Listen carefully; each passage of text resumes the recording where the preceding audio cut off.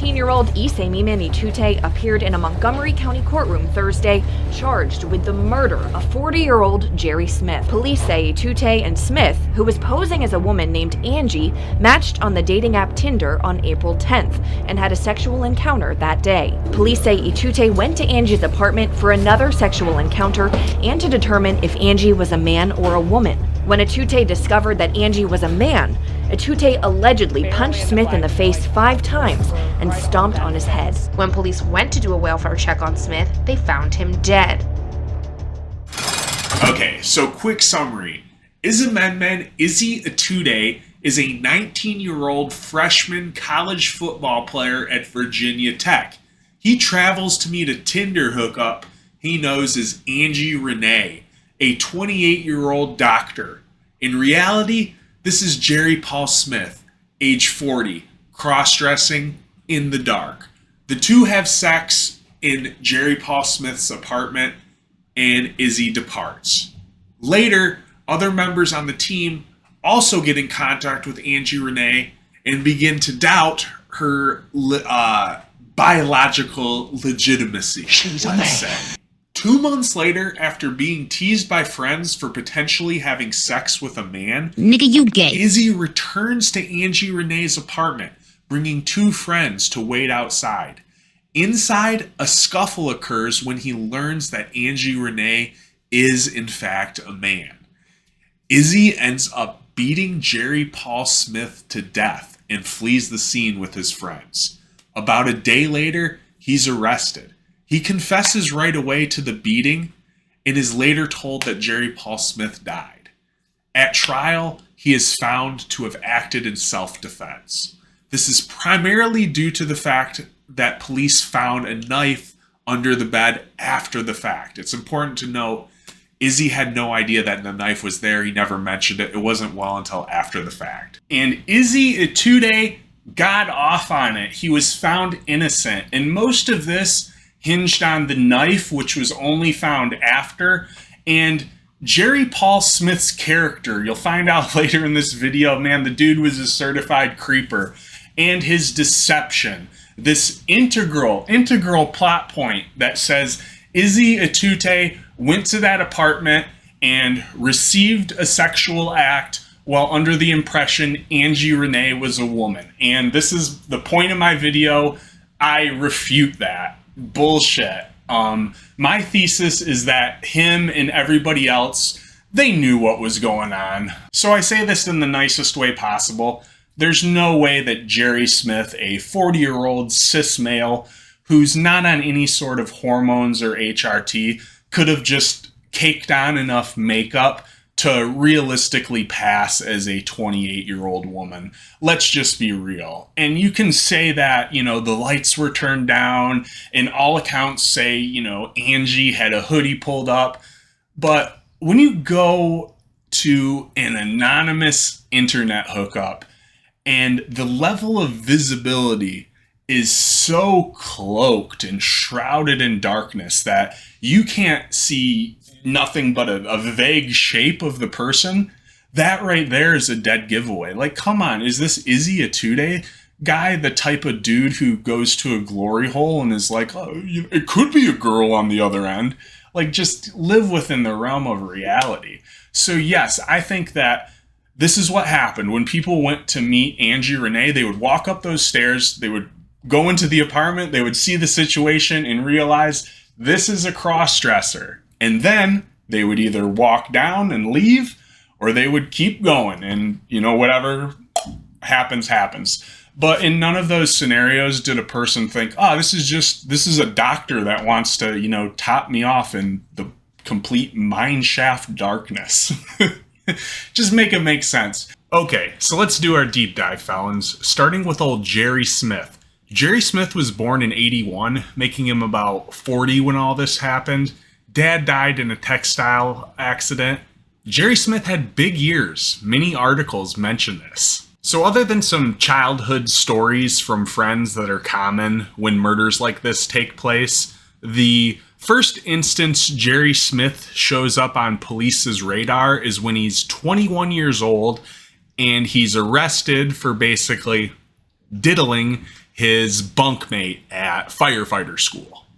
So, you know, right away, he's showing a predilection for a little bit of, you know, sexual trickery, deviancy, stuff like that. I'll have to make a video about it one time. Man, I had this big party at my house. I must have been like 21 years old. And it was one of those parties where people from the neighborhood just like would wander in. And I woke up and somebody was fondling my junk, and they like ran out of the house, and my TV was gone too. I never figured out if it was the same person. Anyways, another funny thing about this guy is he like worked in restaurants, you know, pretty common low end job, while claiming to be the vice president of something called Roanoke Regional Restaurant Group, which in reality was an LLC owned by him, of which the only employee or board member was, once again, him. He also had founded like an LGBT advocacy group that, once again, didn't really exist. It was just, you know, something he formed. So I don't know if he did this for maybe a social clout thing. I myself am a master of the custodial arts. Or if there was some sort of, you know, future scam involved that he never got to. I don't know. Okay, so the funniest thing definitely was, so he had this roommate, this female roommate, Liz Tabulous. And she would recount stories of how when Jerry would have dates, he'd turn off all the lights in the house and ask her to, like, you know, hide in her room. And then she talks about another time where she went out drinking with Jerry. They come back to the house. She passes out. And when she wakes up, there's like this black dude going through her purse. And there's another black guy like holding Jerry down. And, you know, the article states that they lived in an apartment complex where you had to get buzzed in. The door was locked. So, you know, read between the lines, you know, old Jerry came home a little tipsy, got on Grindr, invited some dudes over, and ended up getting the crib robbed, which is actually a common theme. There's another story about how Jerry Smith called the police one time reporting that he woke up to a black dude strangling him, which, you know, in reality was probably one of these hookups gone wrong, which is why I say that's, you know, when you do this type of stuff, even if, you know, like I said, most parties probably know what's up, it's still a dangerous situation. And it's kind of crazy to do when you think about it. Maybe when you do it so many times, you eventually, you know, it doesn't seem so crazy. But yeah, you're definitely taking a risk. And then the first mention of Angie Renee comes from a mother who reports to the police that her underage son received sexually explicit messages from a woman named Angie Renee on Facebook. And they later traced this back to be Jerry Smith. So this is really where he loses all sympathy for me. Because, well, yeah, and the diddling stuff with his bunkmate. But, you know, the other stuff I could chalk up to, you know, like I said, I don't think anybody was really being tricked. But this shows that this dude definitely had a predatory side to him. So Isi Etute was a young college football player at Virginia Tech. Son of a Nigerian immigrant, he initially matched with Angie Renee on Tinder, who claimed to be a 28-year-old doctor who lived above the Hokey Mart, who, although she used her face in her profile, claimed she was so concerned with anonymity due to her doctor job, she required to meet in complete darkness, practically in disguise. Okay, so first off, no. This is a 19-year-old fit, young, college athlete. There is no reason for this dude to be meeting fake profiles. And the profile pic for Angie Renee clearly is a woman older than 28. So you can already tell right there something's up. And what doctor lives above the Hokey Mart, a convenience store? I mean, you know, you can argue that this dude had like a football scholarship and majored in basket weaving and, you know, basically he was a moron. But I'm sorry, this kid had to be like street smart enough or just aware. It doesn't add up, you know what I mean? Just like the entire doctor angle. Forget before he even saw in person, just the profile doesn't add up. And, you know, kids these age, they grow up with technology. I had a roommate that used to get perpetually catfished in the sober house, but it was because he didn't grow up with the internet. He couldn't spot those fake profiles. Young kids can. So he claimed that because he was nervous about the hookup, he brought his friend Deshaun Elder. They both rode scooters to the Hokey Mart and proceeded upstairs. I was scared instantly, Elder testified. It was just dark and I didn't really like the whole atmosphere. So Deshaun Elder hightails it out of there. Izzy chases him out, tries to convince him to come back upstairs. Deshaun says, nah, screw this, dips off. Izzy heads back. I was scared for my life, Elder said, but I was also scared for Izzy's because he went back. So Izzy goes back to the apartment, follows Angie Renee in, sits on the bed, and proceeds to get oral for about 7 to 8 minutes by his estimate. So keep in mind, the apartment was completely dark and Angie Renee was wearing a hoodie. And according to him, you just really couldn't see too much of anything. Meanwhile, this Deshaun Elder guy, he had called the other teammates explaining what was happening. And they freaked out and told him to go back and get Izzy. So he ends up going back and pounding on the door. And at this moment, Izzy freaks out, pulls up his pants, and starts to leave. And Angie Renee ends up handing him $50 and tells him to bring back some of his friends. So the story makes its way around the football team, and everybody, including his good homeboy, Deshaun Elder, start making fun of him, claiming he probably caught an STD, telling him he had sex with a man, so on and so forth. And during this time, another member of the team named Jalen also matches with Angie Renee and falls into her web of lies. So old Jalen goes for a little pokey above the Hokey Mart. And he walks into the same scene, Angie Renee shrouded in a hoodie, covered in darkness, can't see anything. And instantly he thinks either I'm being set up or this is a man, and hightails it out of there. Now, this is a very, very important part of the story, because this is when another member of the football team didn't just go over to the apartment, but actually walked in. Now, he says that he thought it was either a setup or it was really a man.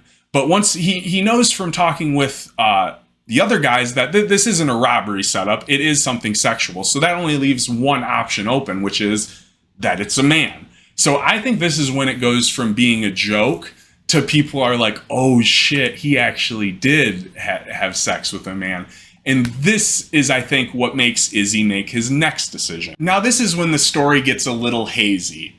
Izzy goes back to the Hokey Mart for his second visit, and this time he brings 2 of his friends, and he claims the reason for bringing 2 of his homeboys is, he said, if Angie Renee ended up being a real woman, we would all have sex with her, and if not, I guess I brought my boys so we could walk away arm in arm. It really sounds like he brought them there as backup or to keep lookout as something. If when you look at what really happened, let's be honest. So the truth of the actual assault that went down in that apartment room, which ended with Jerry Smith beaten to death, are kind of hazy. Essentially, there's 3 stories. There's the story that Izzy told police initially, which was that he punched Angie Renee 5 times and then kicked once.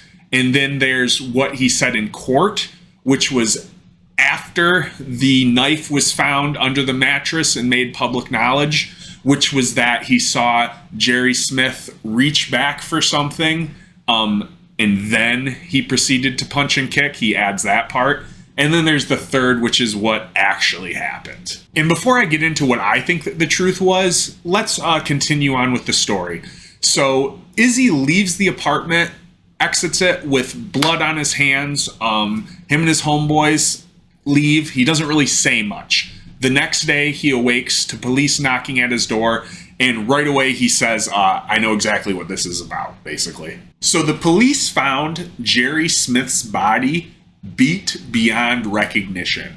Here's some quotes from news articles in the court case itself. Smith's autopsy showed nearly every bone in his face had been broken. Medical examiner explained that Smith had suffered multiple hemorrhages in the right frontal part of his brain, which caused his brain to swell. The medical examiner said Etute had kicked Smith in the face at least twice. So that goes against what he said. There were no defensive wounds on Smith's arms or hands. The medical examiner ruled that Smith had died of blunt force trauma.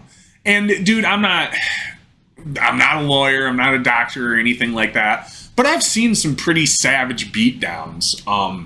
And to really beat somebody to death, unless you're stomping their head in, that's a really easy way to, take somebody out or whatever. You gotta be careful on YouTube, you know what I mean? But to like actually beat somebody to death, man, that's even when you're a strong guy, man, you're trying. You're swinging for the fences. Let's just say that, So yes, it was that level of beatdown.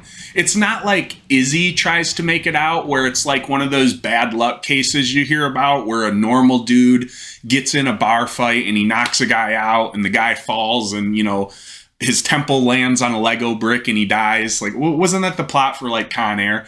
No, man, this was a brutal beatdown when you look at the medical evidence. Was it a crime of passion? Sure, but it wasn't a quick little little piece up like he told the police either. You beat a guy to death. Let's keep it real. So I'm a fairly big guy. 6 foot, 200 pounds of muscle. And this Izzy guy, dwarfs me a bit. He had 70 pounds on Jerry Smith. So essentially that's like me teeing off on somebody who's 130 pounds. And when I picture a 130 pound person, even a man, I just can't picture myself going full beat down on them. It's almost like when a woman really pisses me off. I just don't have that option in my brain of like that thought of, man, just swing on the, it isn't there, which is, why women can be so frustrating. But the same thing kind of goes for a man who's like that much smaller than me. I think when you're a bigger dude, you kind of have a little responsibility to be fair in your physical conflict. At least that's just me. And also, man, this dude is a unit, and Jerry Smith from the videos seems like a frail, middle-aged man. And in the police interview, Izzy noted that Smith's only defensive gesture was a swatting motion. No! Stop! No! So Izzy was 6'2", 220 pounds, and an athlete. We know from articles that Smith was 153 pounds and in his 40s. So I'm really doubting that was a Bruce Lee-esque 153 pounds under, that Angie Renee Miss Doubtfire costume he was rocking. Now, if somebody really did trick you into performing sexual acts, now maybe that would be justification. But we all know that's not what this really is. If I had to guess, Izzy went back there to lay a beat down in front of his friends and kind of claim some of that pride back. So the news stories really portray this kid as like a soft-spoken, aw shucks kind of kid who just, fell into some bad luck while he was going to get anonymous dome, whatever. I think that shit's lame, man. If you're gonna get anonymous dome, claim it. Or keep it a secret good enough so that it doesn't interfere with your personal life. Now, the fact Jerry Smith was Jerry Smith, a weirdo, would-be sex offender pervert. How's it going? Good. Why'd you have a seat? I can't really garner any sympathy, but when I initially did this project, I didn't think this qualified as a hate crime. I agreed with that part of it. But now I think, logically, when you follow it out, I think it kind of is. So what do you guys think? Do you think it constitutes a hate crime? Another thing I'll comment on is I really hated how this case was used as an example of trans panic defense, because this dude was not trans in any way. And, cases like this are always used to smear the LGBT community. But goddamn, let's be honest. If anybody with any sort of group affiliation gets caught doing a sex crime, we all smear that group. Goddamn, let's be honest.